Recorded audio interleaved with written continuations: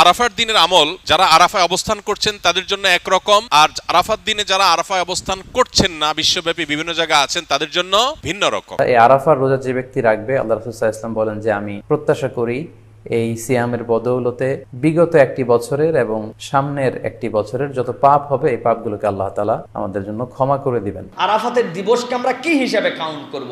রোজাটাকে জিলহজের 9 তারিখেই রাখবো নাকি আরাফাত দিন হাজিদের অবস্থানকে হিসাব করে রাখবো? আরাফা ইয়াউম আরাফা কিয়ামত পর্যন্ত 9 জিলহজেই হবে। আরাফাত দিনের দোয়া হলো সবচেয়ে সেরা দোয়া, বছরে যে কোনো সময়ের মধ্যে সেরা দোয়া হলো আরাফাত দিনের দোয়া। এমন একটা সিয়াম তোমরা রাখবা, পূর্ববর্তী 1 বছর, আগামীর 1 বছর এই গুনাহ আল্লাহ তোমাদের মাফ করে দিবেন। আরাফার দিনের বিশেষ আমল কি, বিস্তারিত বলুন। আরাফার দিনের আমল যারা আরাফায় অবস্থান করছেন তাদের জন্য একরকম, আর আরাফার দিনে যারা আরাফায় অবস্থান করছেন না, বিশ্বব্যাপী বিভিন্ন জায়গায় আছেন, তাদের জন্য ভিন্ন রকম। যারা আরাফা অবস্থান করছেন, নবী আলাইহিস সালাম বলেছেন খায়রুদ দুআ এ দুআ ইয়াউমি আরাফা। এই হাদিসের এই অংশটা যদিও আম, এখান থেকে আরাফাতের দিনের দোয়াকে নবীজি বলেছেন আরাফাত দিনের দোয়া হলো সবচেয়ে সেরা দোয়া, বছরে যে কোনো সময়ের মধ্যে সেরা দোয়া হলো আরাফাত দিনের দোয়া। যদিও আরাফাতের ময়দানে হাজিদের দোয়া কবুল হয়, ফেরত দেওয়া হয় না, বহু হাদিস আছে। যেহেতু হাদিসে আরাফাতের দিনের দোয়াকে সেরা দোয়া বলা হয়েছে, আমরা যদি দূর থেকে আল্লাহর কাছে দোয়া করি, আশা করতে পারি আল্লাহর কাছে, আশা করতে অসুবিধা নেই যে আল্লাহ তাআলা দোয়া হয়তো কবুল করবেন। দ্বিতীয়ত নবী আলাইহিস সালাম বলেছেন খায়রুমা ওয়া খায়রুমা আনা কুলতু আনা ওয়ান নাবিয়্যুনা মিন ক্বাবলি লা ইলাহা ইল্লাল্লাহু ওয়াহদাহু লা শারীকা লাহু লাহুল মুলকু ওয়া লাহুল হামদু ওয়া হুয়া আলা কুল্লি শাইইন কাদির। আরাফাত দিনে নবী আলাইহিস সালাম বলেছেন আমি এবং আমার পূর্বে নবী রাসূলরা যত দোয়া আল্লাহর কাছে করেছেন এর মধ্যে সবচেয়ে সেরা হলো এটা, লা ইলাহা ইল্লাল্লাহু ওয়াহদাহু লা শারীকা লাহু লাহুল মুলকু ওয়া লাহুল হামদু ওয়া হুয়া আলা কুল্লি শাইইন কাদির। এটা আমরা বিশেষ করে পাঠ করব। আরাফাত দিনে হাজী সাহেবদের জন্য রোজা রাখা নিষেধ, বেশি বেশি দোয়া করবেন তারা, তাদের জন্য করণীয় আমলগুলো।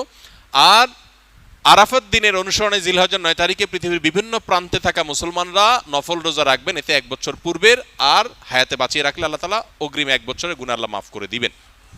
এজন্য আরাফাত দিনে নফল রোজা রাখবো ইনশাআল্লাহ। এই দোয়াটা কি এই রোজাটাকে জিলহজের 9 তারিখেই রাখবো নাকি যে আপনার আরাফাত দিন হাজিদের অবস্থানকে হিসাব করে রাখবো, এটা নিয়ে দুই রকমের মত আজকাল শোনা যায়। তবে আরাফাত দিনে হাজিরা অবস্থান করছেন হুবহু ওইটার সাথে মিল রেখে গোটা বিশ্বে আসলে ওই দিনে একই সময় রোজা রাখা এটা সব ক্ষেত্রে সম্ভব না, ভৌগোলিকভাবে এটা সম্ভব না। এই জন্য জিলহজের 9 তারিখটা যদি কেউ রোজা রাখেন ইনশাআল্লাহ বিদিল্লাহ তিনি এই ফজিলত এবং এই তাৎপর্য মাহাত্ম্য পেয়ে যাবেন, এবং এই মতটা অধিকতর সব দিক থেকে সমৃদ্ধ এবং যুক্তি সমৃদ্ধ। এই জন্য আমরা আরাফাত দিনে যারা আরাফাতের ময়দানে অবস্থান করছি না তারা রোজা রাখবো ইনশাআল্লাহ বেশি বেশি করে। আর জিলহজের 1 থেকে 9 তারিখ পর্যন্ত সবগুলো দিনই রোজা রাখতে পারলে আরো ভালো, তাহলে সেক্ষেত্রে ইখতিলাফ এবং মত পার্থক্যের আপনি এমনি উঠে গেলেন। সবগুলো দিনই আসলে রোজা রাখার চেষ্টা করা দরকার যদি তৌফিকে হয়।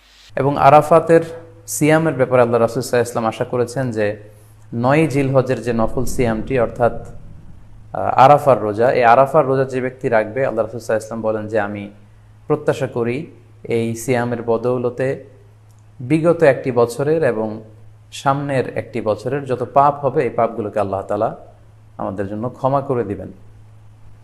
এবং জিলহজের 9 তারিখ ফজর থেকে কিন্তু আমাদেরকে ওয়াজিব তাকবীর পাঠ করতে হয়, আমরা জানি সেটা শুরু হয় আরাফার দিন ফজর থেকে।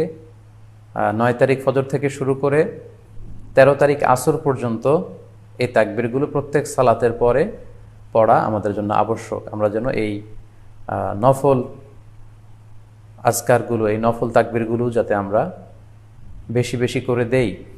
এবং যারা কুরবানি করার জন্য ইচ্ছা পোষণ করেছেন তারা যেন এই 10 দিনের আগেই তাদের মাথার চুল এবং নখ কেটে পরিচ্ছন্ন হয়ে যান, এবং জিলহজের এই 10 দিনে তারা যাতে মাথার চুল না কাটে এবং হাতের নখ না কাটে, এই মর্মে আল্লাহ রাসূল সাল্লাল্লাহু আলাইহি ওয়াসাল্লাম আমাদেরকে গাইডলাইন দিয়েছেন। সব মিলে আল্লাহ তাআলার কাছে এই 10টি দিনের ইবাদত খুবই প্রিয়, এমনকি হাদিসে এসেছে যেটা আমরা বললাম যে জিহাদের চাইতেও বেশি প্রিয়। এজন্য এই সুবর্ণ সুযোগটুকুন যেন আমরা কখনোই মিস না করি। দুনিয়ার শ্রেষ্ঠ নফল সিয়ামের একটা প্রস্তুতি নিতে হবে আমাদেরকে। রাসূলুল্লাহ সাল্লাল্লাহু আলাইহি ওয়াসাল্লাম বলছেন সিয়ামু ইয়াউমি আরাফাতা আহতাসিবু আলাল্লাহি আন ইউকাফফিরা সানাতাল্লাতী ক্বাবলাহু ওয়াস সানাতাল্লাতী বা'দাহু। আল্লাহ নবী সাল্লাল্লাহু আলাইহি ওয়াসাল্লাম বলছেন আমি তোমাদেরকে জানাচ্ছি, আল্লাহর কাছে আমি আশা করি এমন একটা সিয়াম তোমরা রাখবা, পূর্ববর্তী 1 বছর, আগামীর 1 বছর এই গুনাহ আল্লাহ তোমাদের মাফ করে দিবেন। সেই সিয়ামটা হচ্ছে আরাফাতের দিবসের সিয়াম। সুবহানাল্লাহ। নিয়ত করে ফেলি আমরা, এবছর আমরা আরাফাতের দিবসের সিয়াম রাখবো। এখানে দুটি কথা, আরাফাতের দিবসকে আমরা কি হিসাবে কাউন্ট করব? আমরা কি 9 তারিখ হিসাবে দেশে কাউন্ট করব, বিভিন্ন সময় বিভিন্ন জায়গায় চাঁদ ওঠে সেটার হিসাব, নাকি আরাফাতের দিবস? এখানে প্রণিধানযোগ্য দুটি কথা। আরাফা, ইয়াউম আরাফা কিয়ামত পর্যন্ত 9 জিলহজেই হবে। অতএব কেউ যদি খবর না পায় এবং তার দেশের চাঁদ দেখা অনুযায়ী 9 তারিখে আদায় করে ফেলে, তাহলে তার জন্য 9 জিলহজ আরাফাতের সিয়াম হয়ে যাবে। আর আরও কিছু কিছু মুফাসসিরিনে কেরাম বলেছেন, যেহেতু আল্লাহর নবী এই জায়গায় 9 তারিখ উল্লেখ না করে ইয়াউম আরাফা বলেছেন, তাহলে যদি কোনো জাতিগোষ্ঠীর এই খবর নেওয়ার সুযোগ থাকে যে তার দেশ থেকে সে জানতে পারতেছে আরাফাতের দিবসটা কোনটা, সেটা তার দেশে যদি 8 তারিখ হোক বা 9 তারিখ হোক, কম বেশি হোক, চাঁদ দেখার কারণে ওই আরাফাতের সাথে মিলায়ে যদি রোজা রাখে, তাহলেও সে এই সিয়ামের হক আদায় করার সওয়াব পেয়ে যাবে। অতএব প্রিয় ভাইয়েরা, যেভাবেই হোক 9 জিলহজের এই সিয়ামটা আমরা ত্যাগ করব না। তবে এখানে আরেকটি কথা, অনেক হাজী সাহেবরাও এই বয়ান শুনবেন, শুনে আরাফাতের ময়দানে আছেন, তিনিও চিন্তা করছেন আমি রোজা থাকবো না। সহিহ মুসনাদ আহমদের হাদিসের মধ্যে আসছে, সাহাবীরা জিজ্ঞাসা করছেন নবীজিকে, ইয়া রাসূলুল্লাহ, এই সিয়াম কি হাজীদের জন্য? তিনি বললেন, না, এটা হাজীদের জন্য সিয়াম নয়, এটা নিষেধ। বরং যারা হজে যাবে না, পুরা দুনিয়ার মুসলিম উম্মাহ ওই ভাইদের ভ্রাতৃত্বের সাথে সম্পৃক্ত হওয়ার জন্য এই সিয়াম রাখবে। আর কেউ যদি আরাফাতের এই সিয়াম রাখে, আল্লাহ নবী বলছেন, আমি আশা করি পূর্ববর্তী এবং পরবর্তী 1 বছরের সগীরা গুনাহ আল্লাহ তার মাফ করে দিবে। অতএব প্রিয় ভাইরা, এটাই নফল সিয়ামের দিক দিয়ে শ্রেষ্ঠ সিয়াম। এর থেকে দামি আর কোনো সিয়াম নাই। আমরা শপথ করে নেই এবার ইনশাআল্লাহ আমরা এই সিয়াম রাখার চেষ্টা করব। আল্লাহ আমাদেরকে তৌফিক দান করেন। আমরা বিভিন্ন কবিরাজের কাছে কাছ থেকে তাবিজ কবজ নিয়ে থাকি, এগুলো ব্যবহার করা কি জায়েজ ইসলামের শরীয়তের দৃষ্টিকোণ থেকে জানাবেন প্লিজ। খালিদ মাহমুদ প্রশ্ন করেছেন। প্রথম কথা হলো যে নবী করিম সাল্লাল্লাহু আলাইহি সাল্লামের এক্ষেত্রে চিকিৎসার পদ্ধতি ছিল হলো ঝাড়ফুঁক। তিনি ঝাড়ফুঁক দিতেন। অতএব ঝাড়ফুঁক দেওয়ার এই আমলটা আমাদের করা দরকার এবং এই অভ্যাসটা বাড়ানো দরকার। সাহাবীদের মধ্যে কেউ কেউ সূরা ফাতিহা লিখে ঝুলিয়ে রেখেছেন, এটি সাব্যস্ত হয়। এই জন্য অনেক উলামা ইকরাম বলেন, শেফার নিয়তে বিশেষ করে বাচ্চারা যারা পড়তে পারে না, এদেরকে যদি কোরআনের কোনো আয়াত, হাদিসে বর্ণিত কোনো দোয়া লিখে ঝুলিয়ে দেওয়া হয়, সেটা জায়েজ আছে। বাকি হাদিসে যে মান আল্লাকা তামিমাতান ফাকাদ আশরাকা রয়েছে, যে ব্যক্তি তামিমা ঝুলালো, মাদুলি ঝুলালো, সে শিরক করলো। এখানে এই শ্রেণীর উলামা ইকরামের মত হলো এই হাদিসের দ্বারায় বিভিন্ন প্রতিমাদের নামে যে তামিমা ঝুলানো হতো বা তামিমাকে আলাদা কোনো প্রভাবশালী মনে করে তামিমা বা মাদুলি ঝুলানো হতো, সেটার কথা বলা হয়েছে।